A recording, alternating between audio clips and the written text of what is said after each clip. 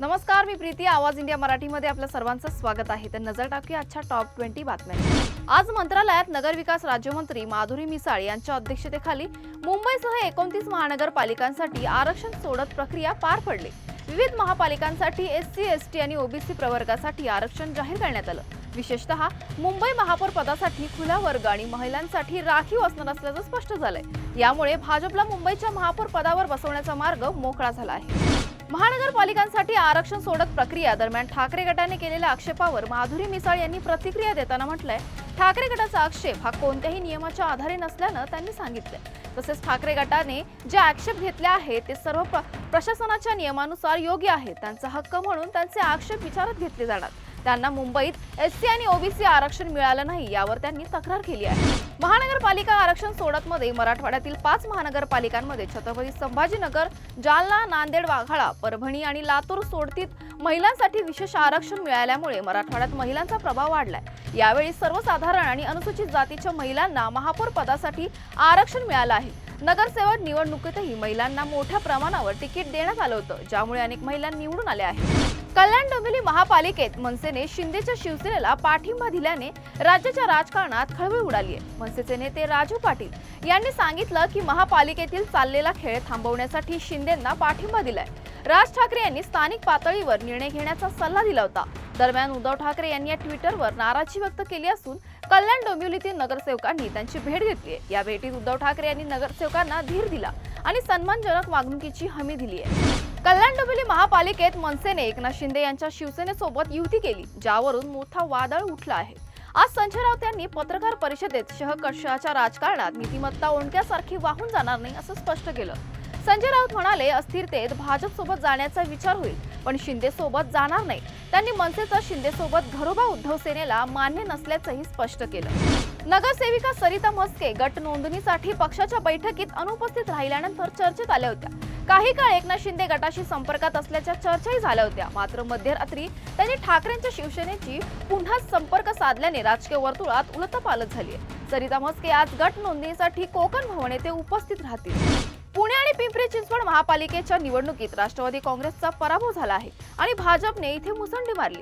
या पराभवासाठी राष्ट्रवादी काँग्रेसने निवडणूक अधिकाऱ्यांवर गडबडीचे आरोप केले. खास करून रुपाली पाटील ठोंबरे यांनी निवडणूक आयोग आणि भाजपवर गंभीर आरोप केले. त्यांनी जिल्हा परिषद आणि पंचायत समिती निवडणुकीत अशी गडबड खपवून घेणार नसल्याचा इशारा दिला आहे. मुंब्रा शहराला हिरवे करून दाखवीन असं विधान सहर शेख हिने केलं होतं. हे विधान सोशल मीडियावर आणि राजकीय वर्तुळांमध्ये चर्चेचा विषय बनले. शेख हिने सांगितलं की त्यांचे विधान पक्षाच्या हिरव्या रंगाशी संबंधित आहे, धर्माशी नव्हे. यावर प्रतिक्रिया देताना बीजेपी नेते किरीट सोमय्या यांनी पार्षद शेख यांच्या विरुद्ध तक्रार दाखल करण्याची तयारी दर्शवली आहे. अमरावतीच्या अचलपूर नगर परिषदेमध्ये भाजप आणि एमआयएमची युती झाली आहे. समितीच्या सभापती पदासाठी भाजप आणि एमआयएमने एकमेकांना साथ दिली आहे, तर एमआयएमच्या 3, अजित पवारांच्या राष्ट्रवादीच्या 2 आणि 3 अपक्ष नगरसेवकांचा गट भाजप सोबत आहे. अचलपूरमध्ये भाजप आणि एमआयएम सोबत आल्याने राजकीय चर्चांना उधाण आले.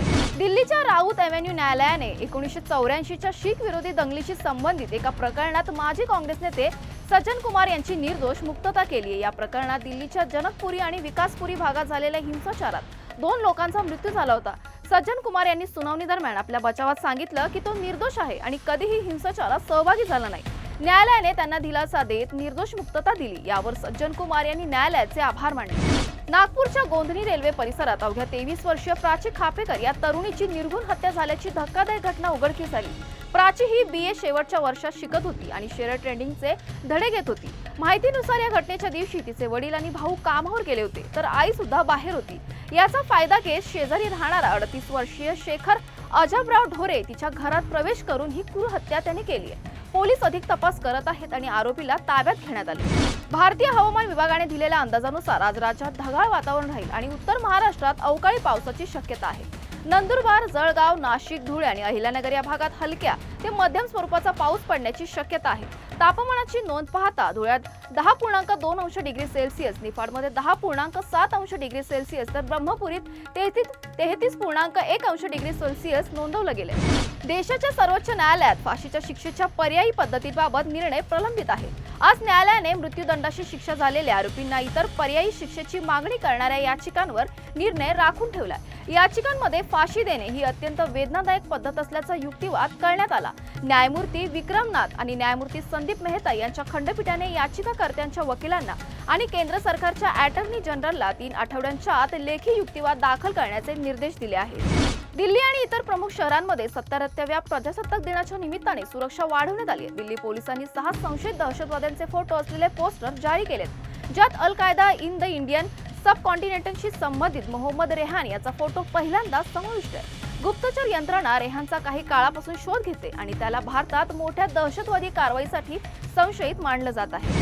संपूर्ण भारतीय सिनेमासाठी ऐतिहासिक घडामोड। 77 वर्षाच्या इतिहासात पहिल्यांदाच प्रजासत्ताक दिनाच्या परेडमध्ये भारतीय सिनेमाची झलक सादर केली जाणार आहे। 26 जानेवारी 2026 रोजी होणाऱ्या परेडमध्ये दिग्गज निर्माता दिग्दर्शक संजय लीला भन्साळी भारतीय सिनेमाचा गौरव सादर करणार आहेत। माहिती आणि प्रसारण मंत्रालयाच्या सहकार्याने ही झलक साकारली जाणार असून भारतीय सिनेमाच्या योगदानाची ओळख राष्ट्रीय मंचावर होईल। लाडकी बहीण योजनेतील लाभार्थी महिलांसाठी मोठी आणि दिलासादायक बातमी आहे। ई-केवायसी करताना झालेल्या चुकांमुळे ज्यांचे 1500 रुपये थांबले होते त्या महिलांना आता मोठा दिलासा मिळणार आहे। राज्य सरकारने लाडकी बहीण योजनेच्या लाभार्थ्यांची अंगणवाडी सेविकांमार्फत प्रत्यक्ष पडताळणी करण्याचा निर्णय घेतला। याबाबत मंत्री अदिती तटकरे यांनी सोशल मीडियावर माहिती दिली आहे। ई-केवायसी करताना चुकीचा पर्याय निवडल्यामुळे अनेक महिलांचे पैसे थांबले होते। आता प्रत्यक्ष पडताळणीनंतर पात्र महिलांना पुन्हा दरमहा 1500 रुपये मिळण्याचा मार्ग मोकळा होणार आहे। राज्यातील सर्व जिल्हाधिकाऱ्यांना या संदर्भात सूचना देण्यात आल्या असून लवकरच ही प्रक्रिया सुरू होणार आहे। भारताने न्यूझीलंडवर 48 धावांनी विजय मिळवलाय। मालिकेत 1-0 अशी आघाडी घेतली। भारताने प्रथम फलंदाजी करत 238 धावांचं आव्हान उभं केलंय, ज्यात अभिषेक शर्माने 84 आणि रिंकू सिंगने नाबाद 44 धावा केल्या।